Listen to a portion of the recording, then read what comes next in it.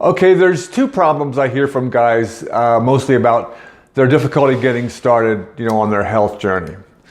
And if you can solve these problems, I mean, you're really close to just getting going, getting stronger, more energy, and making steady progress. Okay, so it's not that big of a transition. And I've helped a lot of guys do this, with one-on-one coaching. You can walk through it. With the online training stuff, it's a little bit more difficult because, frankly, you're on your own. I mean, you have to make it happen. You have to make the change happen. Okay, problem number one is the no time problem. I'm too busy. I can't find time. When I get home, I'm too tired. I work too much. Various, iterations of that. I don't have the time. Okay. This problem just requires a fundamental shift in your thinking, right? There's no such thing as, finding time, managing time,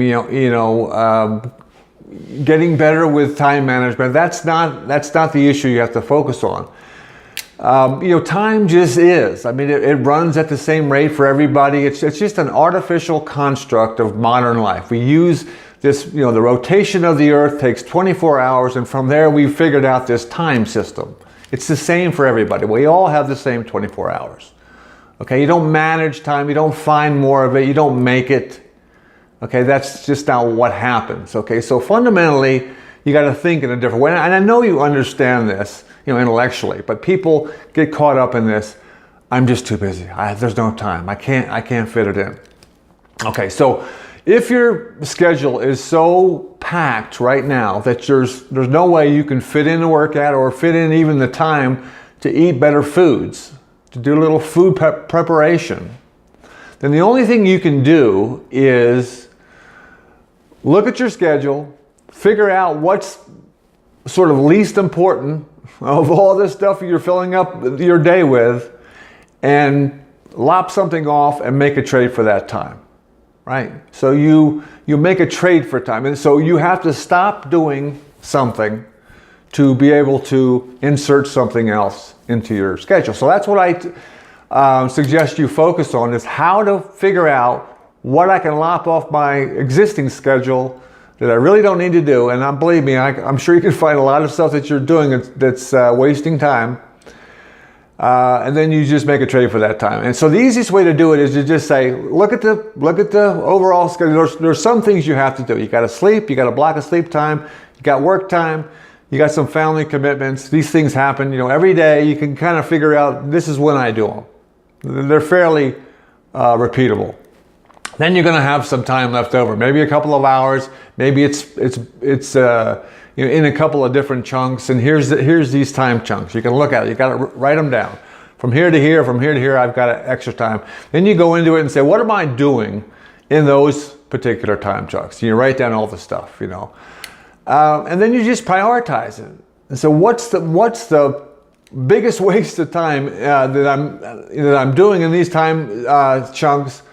And you just lop that off, and now that's your training time. Okay, so you grab that new time. You don't need a lot of it. 30 minutes, just grab 30 minutes, 20 minutes, anything. In the beginning, anything's better than nothing. Just get started.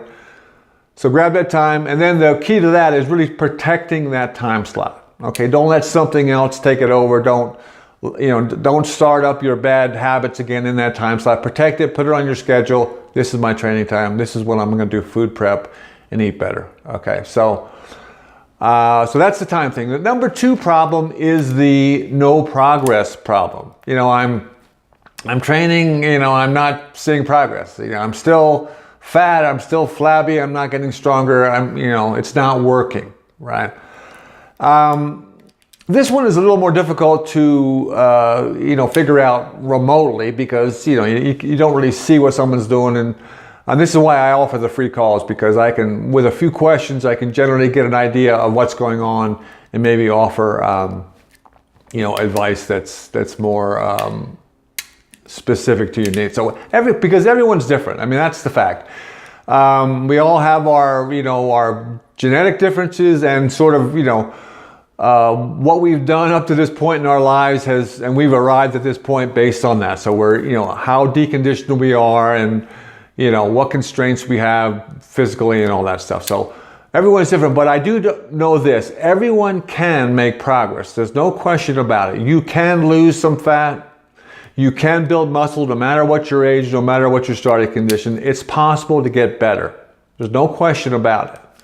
Okay, so you just gotta start, and you gotta do the right thing. So what I suggest on this area with the no progress thing is to have a metric to actually, something that's quantifiable that you can measure that'll really tell you if you're making progress or not. So, like if fat loss is your goal, then maybe just measuring your largest waist diameter. Find that biggest, that fattest part of your waist. Don't suck it in, just measure. You're trying to get a real reading. If you're driving towards fat loss and if you're doing the right things, you should see that number going down over time. It's an easy metric to grab. You don't have to do the fancy, body weight DEXA scans and all that stuff. Just take that waist measurement. It's a good estimation of body fat. You should see it going down over time.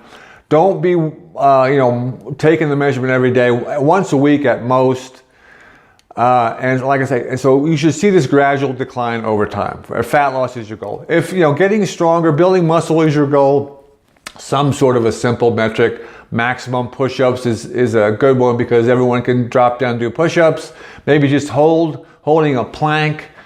If you're just starting out, maximum hold time in the plank position. Hanging from a bar. How long can you hang from a bar? That's a measure of grip strength and some upper body strength. Pick something simple to do that you can easily perform the metric, and again, periodically, once a week, do the test. Over time, this should be getting better. Okay, so if you go 4, 5, 6 weeks and it's not getting better, then something's wrong, right? Something's wrong with what you're doing. This is where coaching comes in because, again, typically you gotta get a little more in-depth analysis on what someone's actually doing and why they're not making progress. But that's my suggestion at the top, to start out.